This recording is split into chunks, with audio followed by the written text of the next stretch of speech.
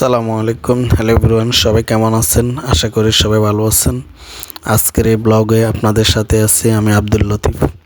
আজকে আপনাদেরকে দেখাবো সৌদি আরবের সবচেয়ে সুন্দর এয়ারপোর্ট জেদ্দা এয়ারপোর্ট।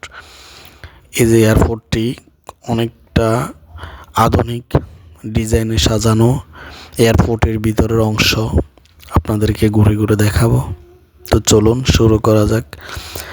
এই এয়ারপোর্টটা আসলে আমরা যখন ইমিগ্রেশন শেষ করার পরের যে অংশ, সেই অংশটি হচ্ছে এয়ারপোর্টের এই দৃশ্যগুলো চোখে পড়লো।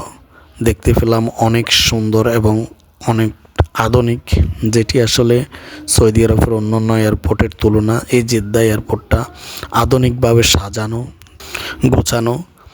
আসলে জেদ্দা এয়ারপোর্টে প্রত্যেকটা হাজি হয়তোবা যাওয়ার সময় বা আসার সময় প্রতিটা হাজি এই এয়ারপোর্টে আসে কোনো না কোনো, কেউ যাওয়ার সময় আসে, কেউ আসার সময় আসে। অনেকে মদিনা থেকে ফ্লাই করে, অনেকে রিয়াদ থেকে ফ্লাই করে।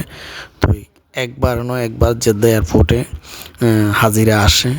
তো আমি মনে করি হাজিদের মন ভালো রাখার জন্য, সুন্দর রাখার জন্য, তাদের মনটা ফ্রেশ থাকার জন্য এই এয়ারপোর্টটি আধুনিকভাবে সাজানো হয়েছে।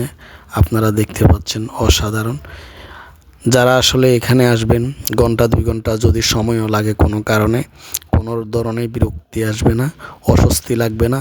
খুবই সুন্দর মনোমুগ্ধকর পরিবেশ।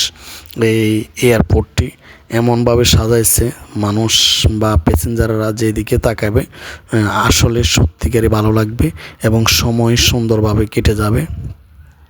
অন্যান্য এয়ারপোর্টের তুলনা আমি মনে করি এয়ারপোর্টটি অনেক আধুনিক, অনেক সুন্দর। অনেক টাকা খরচ করছে তারা শুধু মানুষকে একটু সন্তুষ্ট রাখার জন্য, সময় ভালোভাবে কাটার জন্য। আপনারা দেখতে পাচ্ছেন এয়ারপোর্টটি আসলে আধুনিক, অন্যান্য এয়ারপোর্টের তুলনায় এয়ারপোর্টটি সুন্দর। তো আপনারা যারা ইমিগ্রেশন শেষ করে বিমানের দিকে যাবেন বা বিমানের ওয়েটিং রুমের দিকে যাবেন, তখনই এই দৃশ্যগুলো আপনাদের চোখের সামনে আসবে। তো আপনারা চাইলে এগুলো ভালোভাবে উপভোগ করতে পারেন। এখানে দাঁড়িয়ে দাঁড়িয়ে চতুর্দিকে যেদিকে তাকাবেন সেদিকে আপনার কাছে অসাধারণ লাগবে, কারণ সম্পূর্ণ আধুনিকভাবে সাজানো এয়ারপোর্টটি খুবই সুন্দর। এটা হচ্ছে আসলে একটা দিক। অন্য আরেকটা দিক আছে যেটা দ্বিতীয় তলা, আপনাদেরকে সেটাও দেখাবো পরবর্তী ভিডিও। তো সে পর্যন্ত সবাই ভালো থাকবেন। আল্লাহ হাফেজ। আসসালামু আলাইকুম রহমতুল্লাহ।